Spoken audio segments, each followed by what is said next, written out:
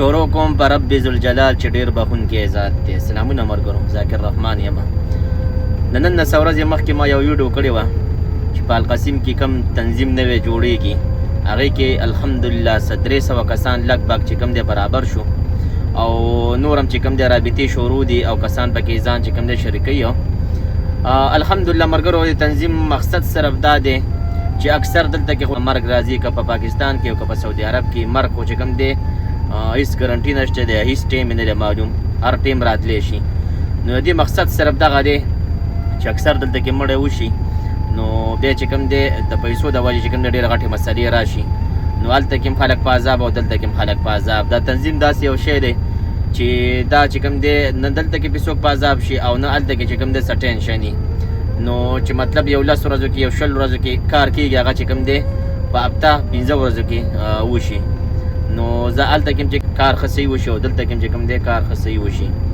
نو د تنظیم مقصد دغه دی. بل ملګرو که زه یو خبره وکړم که نه، نو الله پاک دې په چا هم نه راولي، خو چې بل سم ته یو ښېګړه وکړې، تنظیم پیسې راشي، نو دا داسې شوه لکه بل څه تا یو نیکي وکړه ده، ښېګړه دې وکړه ده. دغه هم یو ښه خبره ده، یو صدقه ده. نو کوشش وکړئ ملګرو چې څومره ملګري هم ځان شریکول غواړي، نو دې تنظیم کې ځان شریک کړئ. بقایا چې کوم دی مشرانو پکې خپل میټینګ وکړو، خپلې خبرې اترې پکې وشولې، دا خبرې هم راسه واورئ د مشرانو. موږ دلته د القسیم کې د ماسیده جي او د دې ټولو دوستانو په تعاون باندې یو تنظیم جوړ کړو، عثمان خیل تنظیم د مرګ دپاره او د زخمیانو دپاره. دلته داسې ډېر ملګري دي چې هغوی مړه شو، لکه دا بازو دا کس په مثال درکړو، بیا د هغه تنظیم نه نو ډېرې مسلې پکې راپېښې شوې، هغه غریب یو دلته په مدینه کې ښخ کړو. نو د هغې دپاره موږ دا تنظیم جوړ کړو. د دې دپاره د مړي به 100 ریالۍ او چې د چا لاس یا خپه مات شو هغه له به 30 ریاله راغونډو. د ټولو متفقه دا دغه دی، د علاقې چې څومره خلک دی موږ د دې باندې مکمل دغه وکړو. دا اوس کسان ټول مشران موږ د ورو راغوښتو، تقریبا دا 300 کسان زموږ په تنظیم کې شامل دي.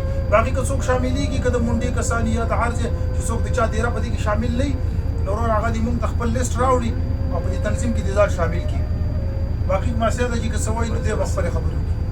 کلي چوټۍ باندې کوم قضا او یا باره کې باقي چې کم سړی په چوټۍ هغه به د تنظیم نه خارجي، لکه کلي کې دی نو هغه به تنظیم نه ورکوي.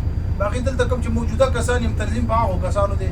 باقي که د چا نوم په تنظیم کې نه وي، رور هغه که زما روري یا مثال زما کلیوالی یا هر څوک وي، هغه له به یو قسم پیسې نه راغونډولی کېږي، ځکه چې دا د تنظیم رول دی، د تنظیم همدغه قانون موږ ایښی دی.